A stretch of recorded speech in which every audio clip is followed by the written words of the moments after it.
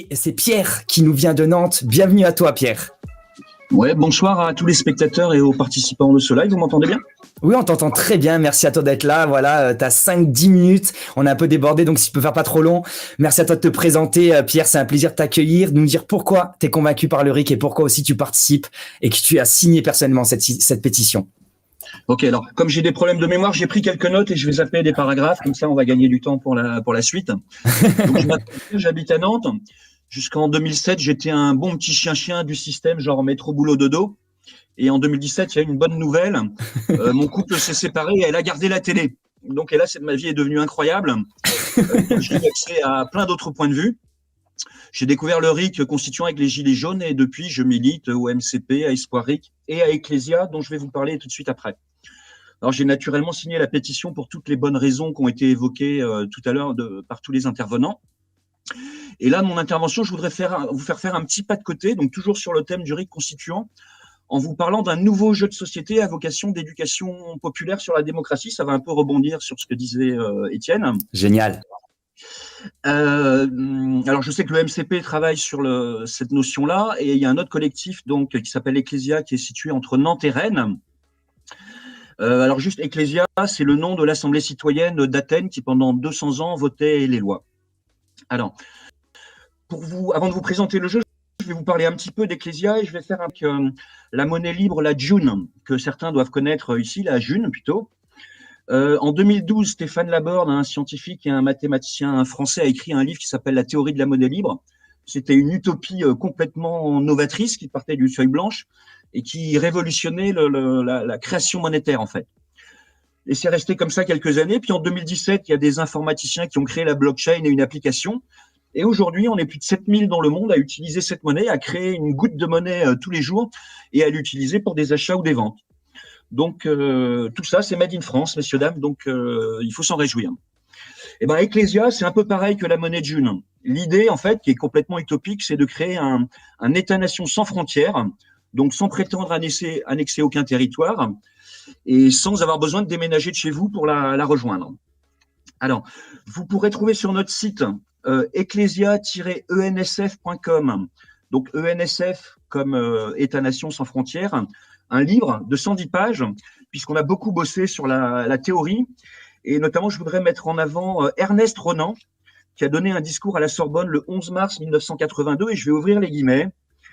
Il dit que l'acceptation minimale du concept de nation réside non pas dans la langue, la culture, la religion, l'appartenance ethnique ou la présence de frontières, mais dans la volonté commune qu'un peuple a accepté un héritage et a continué à vivre ensemble. Nous sommes donc tous fondés, là je ferme les guillemets, à créer notre propre nation autour d'un narratif voulu par un ensemble d'êtres humains qui partagent un souhait de vivre ensemble. C'est aussi simple que ça. Donc à partir de 2, ça marche. Hein. Là, on est une dizaine d'intervenants, il y a des centaines de milliers en France. Ben, potentiellement, nous sommes cette État-nation sans frontières. Alors, voilà pour Ecclesia. Et le jeu, donc notre deuxième chantier, c'est un jeu de société. Voilà le pitch, j'ouvre les guillemets. Début 2024, des coupures de courant massives et répétées sèment le chaos en France. Le président de la République annonce son intention de modifier la Constitution afin de gouverner le pays pour 20 années supplémentaires avec les pleins pouvoirs sans passer par un référendum. Les médias et les parlementaires acquiescent. Stupéfait, vous décidez alors avec quelques amis démocrates de vous retrousser les manches pour construire une alternative. Commence alors une aventure pour élaborer le premier État-nation sans frontières, construit directement par l'ensemble des citoyens, sans intermédiaire. Donc dans le jeu Ecclesia, en fait, qui est tout nouveau, qui est encore au stade de prototype, vous vous glissez le temps d'une partie dans la peau de citoyens tirés au sort pour participer à l'Assemblée citoyenne chargée de modifier la Constitution, d'écrire de nouvelles lois, de la soumettre au vote par référendum, etc., etc. La pertinence des propositions sera questionnée par les autres joueurs autour de règles de débat sans égaux. Alors concrètement, c'est un jeu de loi avec des dés, un parcours et des cartes événements. Quand on tombe sur des cases, on tire des événements. Il se joue à 4 joueurs ou 4 équipes de joueurs. Ça dure environ 1 heure supplémentaire, mais comme il y a beaucoup de discussions, ça peut être sensiblement plus long. Mais à partir d'1 heure, c'est très, très pédagogique. Alors, il y a un seul pion, et c'est un jeu collaboratif. En fait, tous les joueurs concourent à faire avancer le pion. Donc, on n'est pas en concurrence, on est en collaboration. Donc, ça aussi, c'est un point fondamental. Alors, on l'a testé 2 ou 3 fois et les premiers retours nous indiquent que le citoyen lambda, pas politisé, on avait des gens qui n'étaient pas à fond sur le RIC comme nous tous, des gens lambda, qui trouvaient ça que le sujet était important et que finalement c'était assez amusant d'échanger sur des arguments, de s'écouter. Il y en a même un qui a dit ça donne du sens à la vie beaucoup plus qu'une série Netflix. Alors, ça nous a permis aussi de découvrir un auteur que je ne connaissais pas personnellement. Je vais vous mettre la couverture. Il s'agit d'un universitaire qui s'appelle Emmanuel Dockès et qui a fait un essai en 2007 sous forme de roman qui s'appelle Voyage en misarchie, essai pour tout reconstruire. Alors, la misarchie, c'est la mise comme misanthrope ou misogyne. Donc, c'est la détestation des élites, en fait.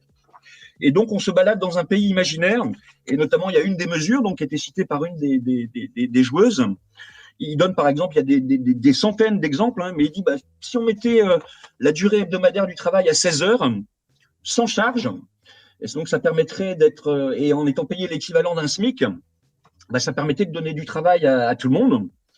Alors, il ne serait pas interdit de travailler plus, hein, les gens pourraient travailler plus, mais du coup, on commencerait à être chargé progressivement, et en fait, le salaire net dans la poche du salarié diminuerait par rapport au premier. Donc, ça serait très vertueux au passage du travail et ça libérerait du temps libre pour tout le monde. Donc, on serait à la fois dans le secteur marchand du travail et dans le secteur non marchand pour faire autre chose. On pourrait être en retraite à mi-temps avec 8 heures. On pourrait être étudiant à tout moment de sa vie et continuer à bosser 8 heures par semaine quand même. Donc, on économise les 60 milliards de Pôle emploi, on économise les 20 ou 30 milliards du RSA, donc source d'économie. Voilà un exemple pédagogique de ce qui est ressorti. Moi, ça m'a permis de découvrir cet auteur. Voilà.